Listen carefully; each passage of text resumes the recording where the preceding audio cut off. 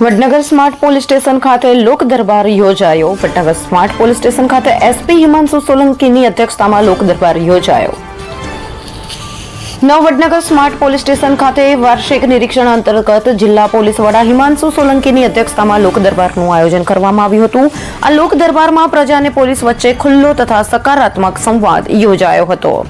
લોક દરબાર દરમિયાન વિવિધ વિસ્તારના આગેવાનો અને પ્રતિનિધિઓ દ્વારા જન સમસ્યાઓ અને સુરક્ષા સંબંધિત મુદ્દાઓ અંગે રજૂઆત કરવામાં આવી। 3 રસ્તા કોલેજ ચોકડી પાસે નાની પોલીસ ચોકી બનાવવાની માંગ ભાજપ કોષાધ્યક્ષ કમલ પટેલ દ્વારા રજૂ કરવામાં આવી હતી।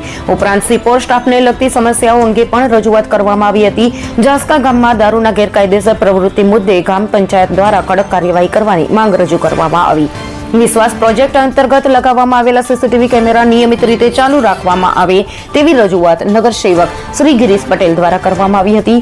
અમથોલ દરવાજા ચકલા વિસ્તારમાં ખાતે પોલીસ ચોકી બાબતે ગામના અગ્રણી સાયન કિરણ બારોટ દ્વારા રજૂઆત કરવામાં આવી હતી। આ ઉપરાંત લોક દરબારમાં ઉપસ્થિત સામાજિક આગેવાન ઉદાજી ઠાકોરે પોલીસની કામગીરીની પ્રશંસા કરતા જણાવ્યું હતું કે પોલીસની કામગીરી એકદમ સુંદર છે અને ખૂબ જ સારી રીતે લોકોની સેવા કરવામાં આવી રહી છે।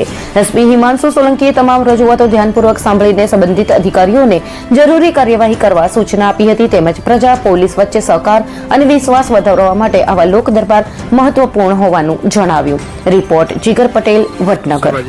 વડનગર ખાતે લોક દરબાર યોજવામાં આવ્યો તો શું કહેશો?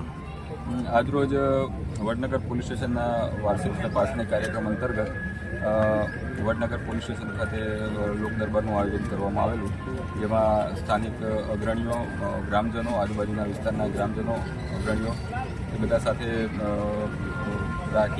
સાથે રાખી એમના લોકલ કંઈ પ્રશ્નો હોય, કંઈ રજૂઆત હોય, કંઈ એમની માંગણી હોય એ અનુસંધાને ચર્ચા કરવામાં આવેલી અને એનો યોગ્ય ઉકેલ આવે તે માટેના પ્રયત્નો કરવાની ખાતરી આપવામાં આવી।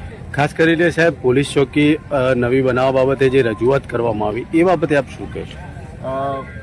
પોલીસ ચોકીનું બિલ્ડિંગ જે છે એ જર્જરિત અને જૂનું થઈ ગયેલું છે, એટલે પોલીસ ત્યાં આગળ હાજર હોય છે, પણ એ બિલ્ડિંગ બાબતે એમની રજૂઆત હતી, તો એ જલ્દી નવું બને એ માટે પ્રયત્ન કરવાની એને ખાતરી આપી છે અને ત્યાં સુધી કંઈક वैकल्पिक व्यवस्था थाय ए माटे पण पीआई साहब ने सूचना आपी।